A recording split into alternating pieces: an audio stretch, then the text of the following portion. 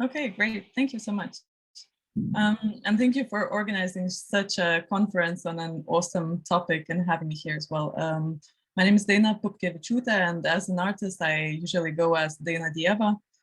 And I'm sorry that I'm giving this presentation in English. My Russian is really poor. And this presentation comes from in-betweenness of my practice. I migrate between the roles of translator, sound maker, performer, curator, organizer, and a researcher in anthropology, as well as environmental activist. And I feel that each of those practices, they kind of feed into each other. And the common ground for all of those roles is my interest in ways of sensing and comprehending climate catastrophe, as well as ways of contributing to the system change needed to prevent the worst of it.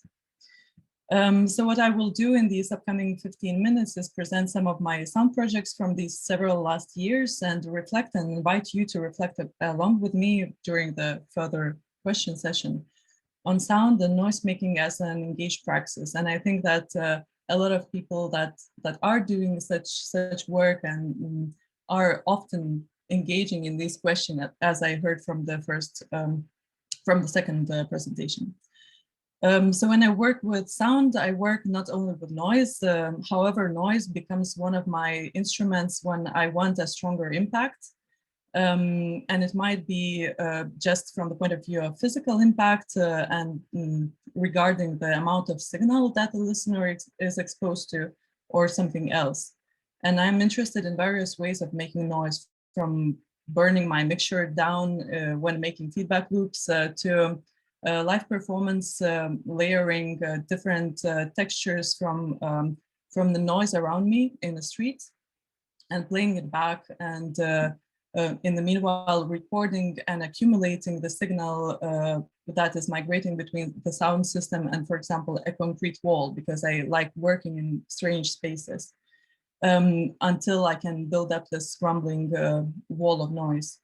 I also like collecting less noisy field recordings and constructing rhythmical structures, as well as using broken cables to generate a signal and then see where I can go from there.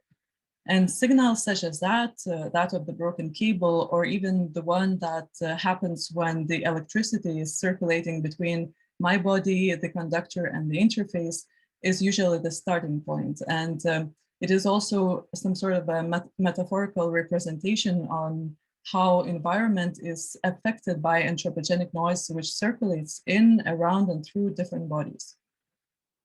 I really hate traffic noise, which is very invasive, and it is pretty much everywhere where I record, even when I record in remote and set natural spaces.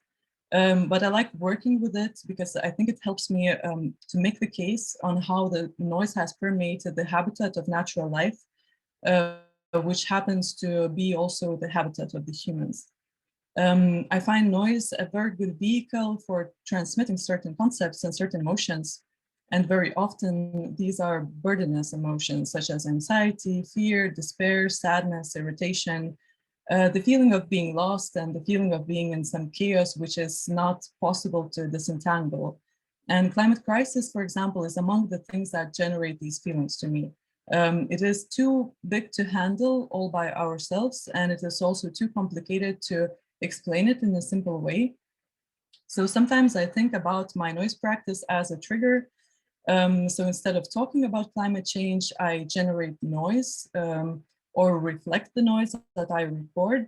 And it is a way of trying to get an effective response to whatever I am suggesting to think about, and to think about through sound and to think together. Because for me, the experience of noise or sound goes two ways: from my generating it to somebody listening and giving me feedback in words or wordless, as well as to that listening body somehow reacting to that sound.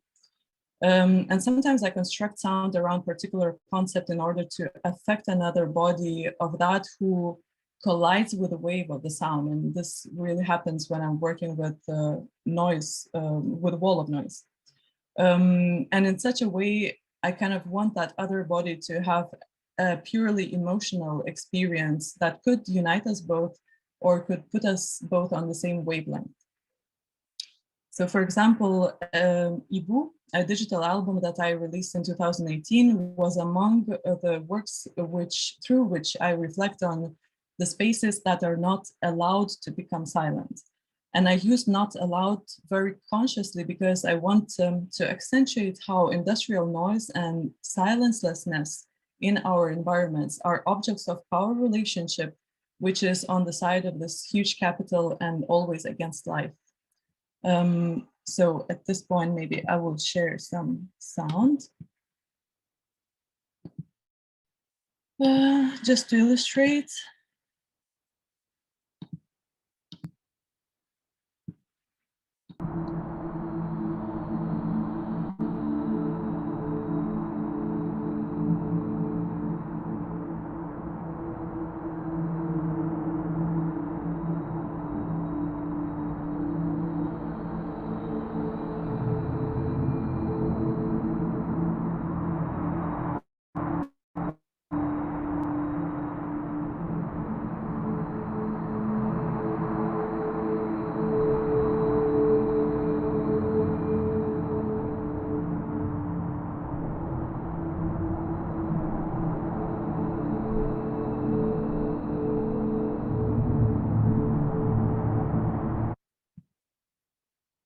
So this is just an extract to kind of get back your attention. Basically, this album is very much about my perception of these silenceless spaces and the perception of the loneliness in those spaces, on how they slowly empty out of all other life than the noise of the machine. So that is kind of me talking as an artist. But if I put on the hat of an activist, I see how doing art just for the sake of thinking about things is somewhat limiting and limited. So I go and make some noise to the converted. Hence, those that are just like myself, thinking about what we noisemakers or cultural thinkers can do, other than observe the decline of biodiversity, or the slowly creeping death, and we go and represent it using sound as medium. But what exactly does that contribute to? And I feel very uncomfortable in this very hermetic bubble of only thinking with those that think alike and talking to those that only talk alike. Hence, a thing that I value a lot in my practice is the possibility to occasionally share it with others by conducting workshops to people that might not be in direct contact neither with noise nor with the questions of climate crisis. And I particularly appreciate the possibility to conduct workshops for non-artists and non-musicians. And one of these experiences that I found really beautiful was in 2019 in a small town in the northern part of Lithuania, Rokiškis. And I spent those days in the residency monitoring the surroundings, so recording various soundscapes of the place with particular interest in recording in the locations that are more remote from the city center and locations that are thought as natural. So for example, a forested area behind a couple of ponds. And what I found basically because of a huge noise that I was registering only with the headphones was that those ponds are bordering a huge meat production plant. And in 2015, that plant produced somewhat 330 tons of meat per month. And they are well known and boasting their export possibilities. And this is a pretty huge factory for such a small town, which has around 14,000 inhabitants.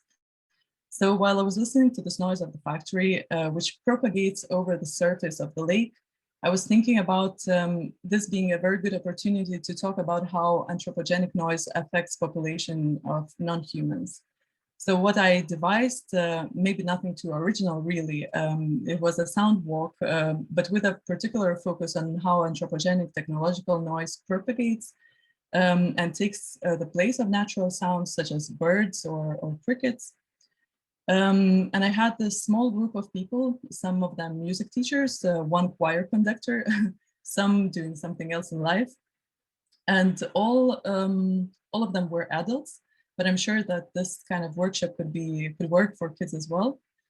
And via the talk about how humans hear, I went forward to talk about how different species hear, in particular birds and underwater animals, about how sound waves propagate in water and air, and how machine hum, fireworks, and constant noise affects bodies in different environments. It was extremely interesting from the point of view that inputs I was getting from those persons via their questions and their very generous sharing about how they themselves are affected by both the noise and this new knowledge. And I think that they're sharing about their different perception of the world in general and of the world that they heard for the very first time actively inspired the composition that I was making during that particular residence. So I'm not sure if I have a time for a couple of more samples. So I will just continue with the text, and then later I will put some sound on. So the year after I came back, the year after 2019, I came back to the same residence again and conducted a second workshop of intense and deep listening with the aim to understand the self in the entanglement of these noise environments. And the topic of the workshop was very much related to my experience of the pandemic. It took place last August. Because during the first months of the quarantine in 2020 in Lithuania, I spent nearly every evening hours walking around this neighborhood of block houses that are called Khrushchevka by the locals, and I think you know the concept. As I was also living in one, and the apartment that I was renting, or rather not the apartment, but my upstairs neighbor, was so noisy that even sitting by a very intense traffic street seemed really less annoying than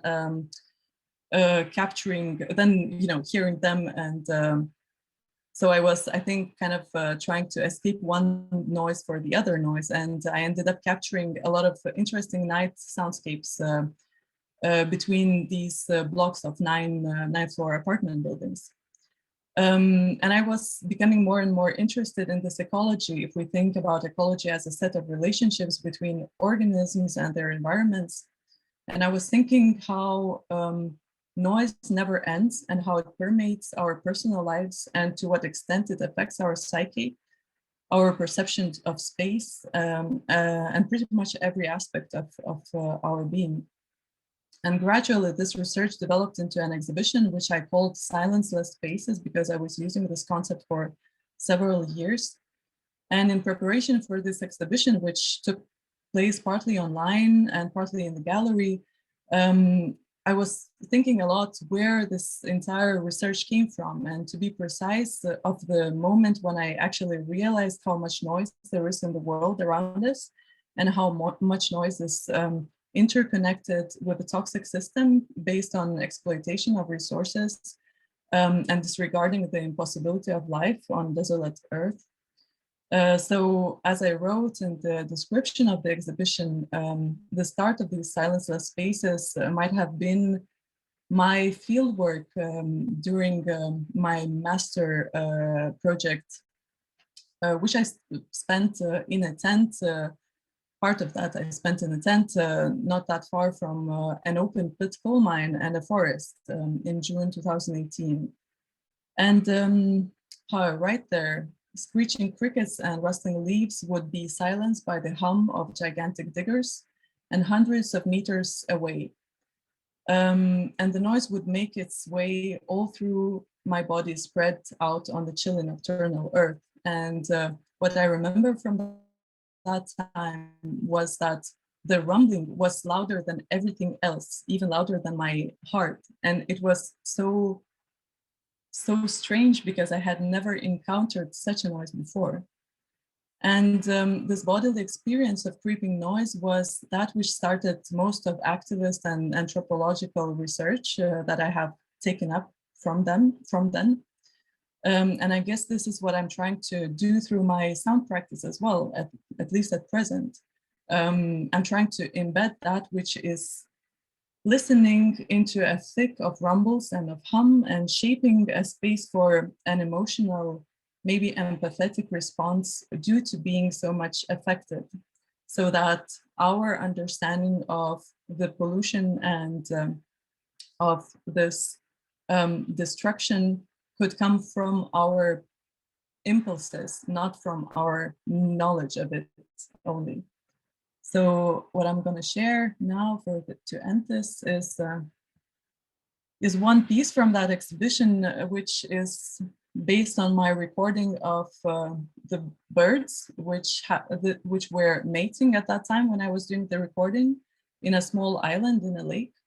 And next to that island, there was a huge digger trying to dig out the soil so that they can shape some sort of a beach or something else for human activity.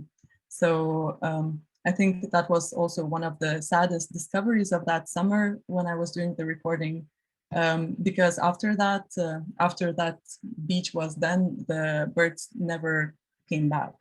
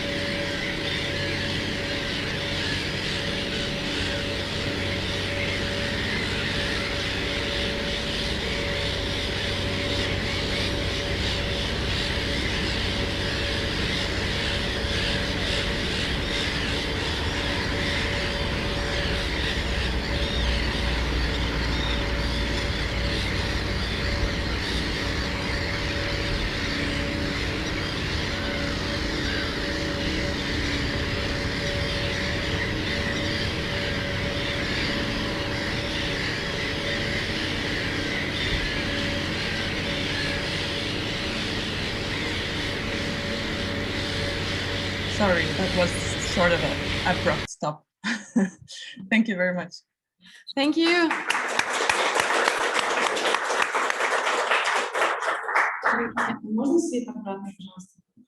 Thanks a lot, Daina, for your great talk. I guess we have time now for one question while we wait for Nikita to come on stage. Nikita?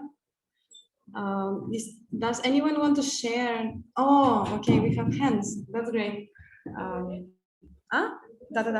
I will turn my laptop so you can see the person who is talking.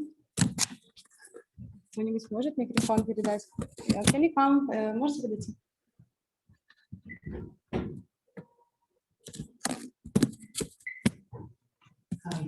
Yeah, thank you for the presentation. It was quite impressive. I personally really like the projects. Sorry, I hear you really low. Could you speak up? I will speak a bit up.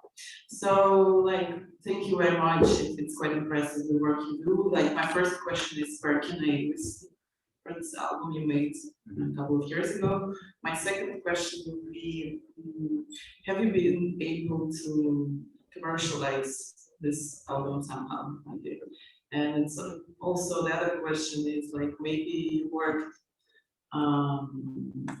somewhere in the other industries, for example, cinema, and did you have collaborations in other creative industries or maybe not creative? Thank you. I'm so sorry. I think I heard only part of the second question because of the reverb. So the second question was, did I manage to commercialize this? Yes, first one is where we can listen to the recordings. Okay.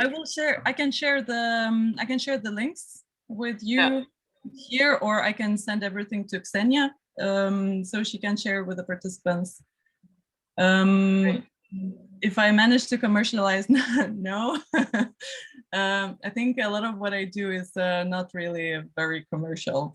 But yeah, it's funny that in the last years, the more I work really following this instinct that I want to speak about this, the more people want to speak with me about this. And I think this is the best outcome of it. So yeah, I think I'm not very good with commercial planning. So. like my last part was, have you worked somewhere out the art industry, maybe in a cinema or somewhere else? So yeah, I've been doing quite a lot of video, and I think I started my sound practice basically along with video. And I was working as a video operator for some years, and as a filmmaker. So I worked with some contemporary dance and other things, and I think that kind of contributed to my understanding of the space in sound, and maybe the sound was always also contributing to the way I do imageries.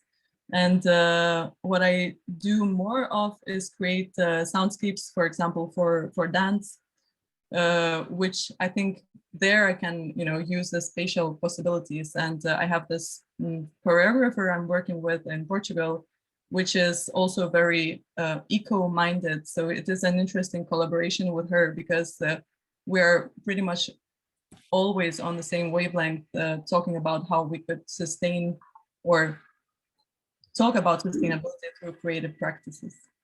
Thank you. Thank you so much. Let's thank Jana again.